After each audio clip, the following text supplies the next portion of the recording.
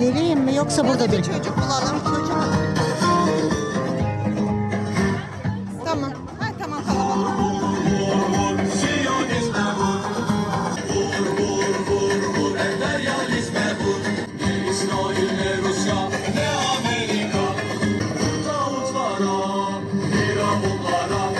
Değerli basın mensupları, siyasi parti temsilcileri, sivil toplum kuruluşları ve kıymetli katılımcılar. Bugün sizlere Hüdapar Genel İdare Kurulu üyesi ve İstanbul Kadın Kolları Başkanı olarak değil, bir anne, bir evlat, bir eş ve bir kardeş olarak seslenmek istiyorum. Filistinli kardeşlerimiz 75 yılı aşkın bir süredir Siyonist İsrail'in vahşeti ve zulmü altında mücadele veriyor. 13 gündür Siyonist katil İsrail'in bombaları altında yaşam mücadelesi veren Filistinli Gazze'li kardeşlerimize 2 gün önce sığındıkları hastanede roket ile saldırarak 500'ü aşkın kadın ve çocuk kardeşimizi bir anda şehit ettiler. Bu insanlık dışı ve vahşice bir saldırı ve bir soykırımdır. Filistin'de anne olmak, evlat olmak, çocuk olmak, eş olmak ve en önemlisi kadın olmak ateşten gömlek giymekle eşdeğerdir. Bir anne düşünün ki evladına yiyecek veremiyor, su veremiyor ve bütün bunlar yetmezmiş gibi her an bir bomba düşecek kaygısıyla yaşıyor. İçinde bulunduğumuz 100 yılın Kerbelası Gazze'de yaşanıyor. Gazze'de hastanelerde her gün yüzlerce kadın ve çocuk şehit oluyor. Çocuklar aç, susuz ve bombaların altında inim inim inlerken sözüm ona vicdanlı dünya halkları onları sadece izlemektedir. Bir evlat, bir çocuk, bir küçük yürek düşünün ki 2 eline annesinin, babasının ve kendi ismini yazmış.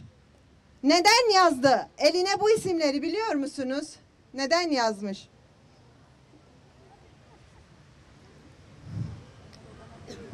Eğer şehit olursa ailesi cansız bedenine ulaşabilsin diye. Sözün bittiği yerdeyiz. Bir abi düşünün, bir abla düşünün ki annesinin babasını kaybetmiş.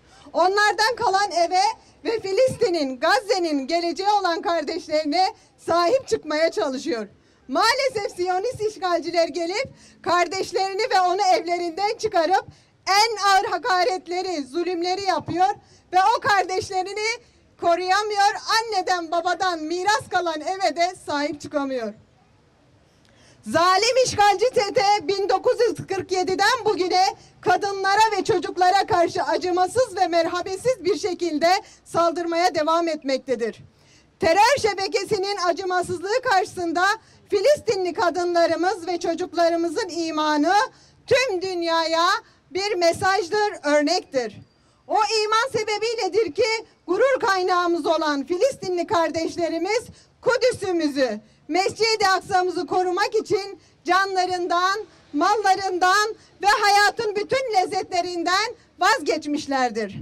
Söz konusu vahşi ve alçak saldırıları gerek TV'lerden gerek sosyal medyadan çocuklarımıza izletmeye dahi çekinirken onlar bu zulümleri iliklerine kadar yaşıyor.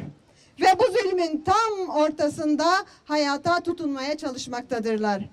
Ve dünya Müslümanları için bir utanç vesikası olacak şu verileri sizinle paylaşmak istiyorum.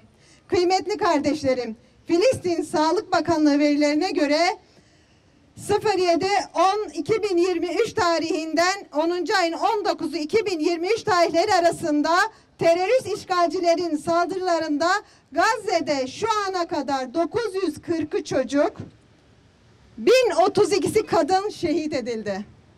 Her 5 dakikada bir Filistinli hayatını kaybederken her 1 saatte 3 tane çocuk can veriyor. Ey dünya, ey Müslümanlar, ey kadın hakları savunucuları, sözde insan hakları savunucuları, neredesiniz? Hangi ölü toprağı üzerinize saçılmış? bu vahşete, bu yapılan katliama ne zaman ses çıkaracak, ne zaman dur diyeceksiniz? Siyonistlerin zalimliğine bu sessizlik neden?